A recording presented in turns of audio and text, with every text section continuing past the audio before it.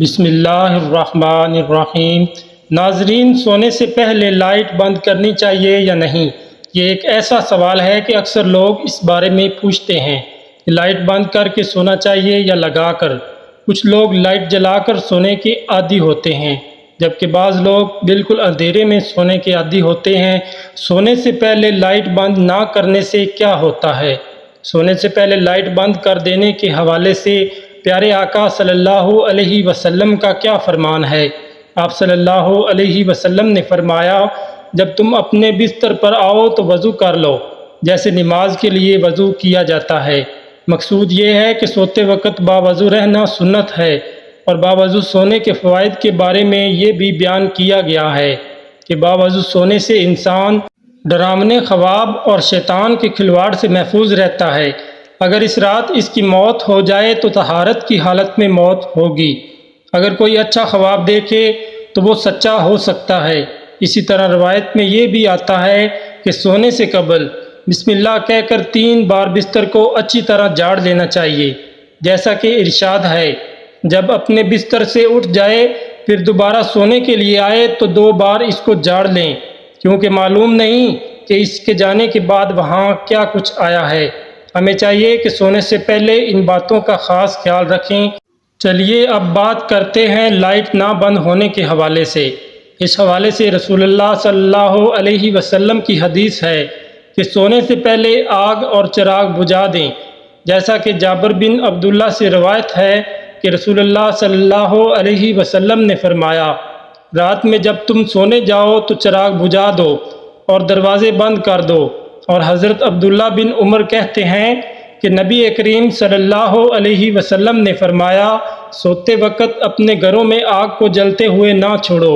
ایک اور روایت میں آتا ہے کہ چراغ بجھا دو، کیونکہ بعض اوقات چوہا چراغ کی بتی کو بھڑکا کر گھر والوں کو جلا ڈالتا ہے۔ انہی روایات کی روشنی میں یہی کہا جاتا ہے کہ اگر آگ یا چراغ جلائے رکھنے کی ضرورت ہو، اس سے محفوظ رہنے کے اسباب لازمی اختیار کر لیے جائیں تاکہ کسی قسم کے نقصان سے بچا جا سکے۔ اسی حوالے سے امام قرطبی فرماتے ہیں، آگ بجھا دیں یا پھر ایسے طریقے اپنائیں جو آگ کو بھڑکا نہ سکیں۔ یاد رہے کہ آپ صلی اللہ علیہ وسلم کے بتائے ہوئے ہر طریقے میں بڑی حکمت ہے۔ اگر بات کی جائے موجودہ دور کی لائٹ کی تو اس سے اگرچہ آگ بھڑکنے کا خدشہ نہیں ہوتا، لیکن پھر بھی روشنی تو موجود رہتی ہے، اور حدیث میں چراغ کا الگ سے ذکر اس لیے کیا گیا ہے کہ اس زمانے میں چراغ روشنی کے لیے جلائے جاتے تھے۔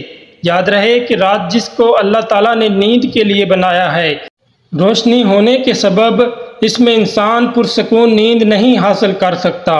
اس لیے چاہیے کہ رات کو لائٹ بند کر کے سوئیں تاکہ پرسکون نیند سویا جا سکے۔ حدیث میں جو چراغ کا ذکر ہے، اس کو موجودہ دور کی لائٹ کے متبادل ہی سمجھا جائے گا۔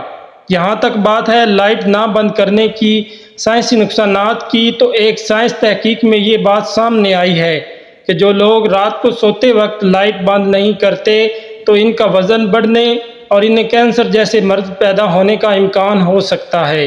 اس لیے چاہیے کہ رات کو سونے سے پہلے لائٹ کو سنت سمجھ کر لازمی بند کر لیا جائے، اور یاد رہے کہ سنت پر عمل سے نہ صرف ثواب ملے گا بلکہ ہر سنت میں بڑی حکمتیں ہیں۔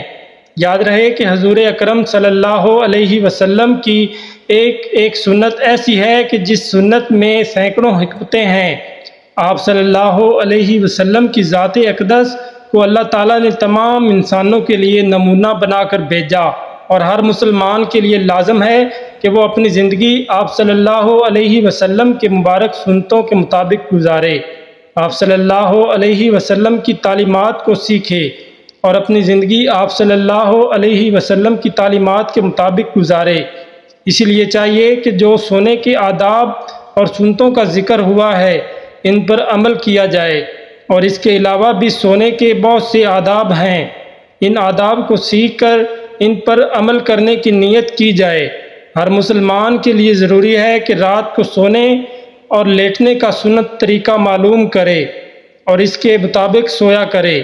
یاد رہے کہ مسلمان کا ہر مقام جیسے حضور اکرم صلی اللہ علیہ وسلم کی سنت اور تعلیمات کے مطابق کیا جائے۔ اور اس کے لیے عبادت بن جاتا ہے۔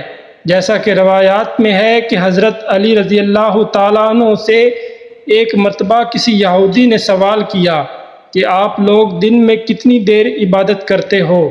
تو اس کے جواب میں حضرت علی رضی اللہ تعالیٰ عنہ نے فرمایا کہ ہم 24 گھنٹے عبادت کرتے ہیں۔ تو اس جواب پر اس یہودی نے کہہ لگایا اور طنزیہ کہنے لگا کہ آپ لوگ کھاتے پیتے نہیں، رات کو سوتے نہیں ہیں اور دنیا کی کام کاج نہیں کرتے۔ تو اس کے سوالات کا حضرت علی رضی اللہ تعالیٰ عنہ نے بڑے تحمل سے جواب عرض کیا کہ ہم لوگ کھاتے پیتے بھی ہیں، سوتے بھی ہیں، دنیا کے کام کاج بھی کرتے ہیں، لیکن یہ سب ہم اپنے پیارے نبی اکرم صلی اللہ علیہ وسلم کے بتائے گئے طریقے کے مطابق کیا کرتے ہیں۔ اسی طرح یہ سب کام ہمارے لیے عبادت ہی شمار ہوتے ہیں۔ اس پر یہودی لاجواب ہو گیا۔ بات کرنے کا مقصد یہ ہے کہ ہمیں بھی چاہیے کہ ہر کام اپنے پیارے آقا صلی اللہ علیہ وسلم کی سنت کے مطابق کریں۔ امید ہے کہ جب آپ سونے کے لیے لیٹیں گے تو مذکورہ سنتوں کا خیال رکھیں گے۔ یاد رہے کہ سونے کے لیے لیٹنے کا سنت طریقہ یہ ہے کہ دائیں کروٹ پر دایاں ہاتھ رخسار کے نیچے رکھ کر قبلے کی طرف منہ کر کے سوئیں۔ اگر مکمل وقت اسی کیفیت میں سونا مشکل ہو تو کم از کم سونے کے لیے لیٹتے وقت اس بیت پر لیٹ جائیے۔ باصورت دے کر سیدھا لیٹنے پر بھی کوئی حرج نہیں، البتہ پیٹ کے بل الٹا لیٹ کر سونا ناپسندیدہ اور ممنوع ہے۔ ایک حدیث میں رسول اللہ صلی اللہ علیہ وسلم نے ایک شخص کو پیٹ کے بل الٹا لیٹے دیکھا تو فرمایا، ایسے یعنی پیٹ کے بل الٹا لیٹنا اللہ تعالیٰ کو پسند نہیں ہے، اسی لیے چاہیے کہ سونے کے لیے لیٹیں تو سنت طریقے کے مطابق لیٹیں۔ اللہ تعالیٰ سے دعا ہے کہ اللہ پاک ہمیں دین کی سمجھ عطا فرمائے اور اس کے مطابق زندگی بسر کرنے کی توفیق عطا فرمائے، آمین۔ ناظرین کمنٹ باکس میں آمین ضرور ٹائپ کریں۔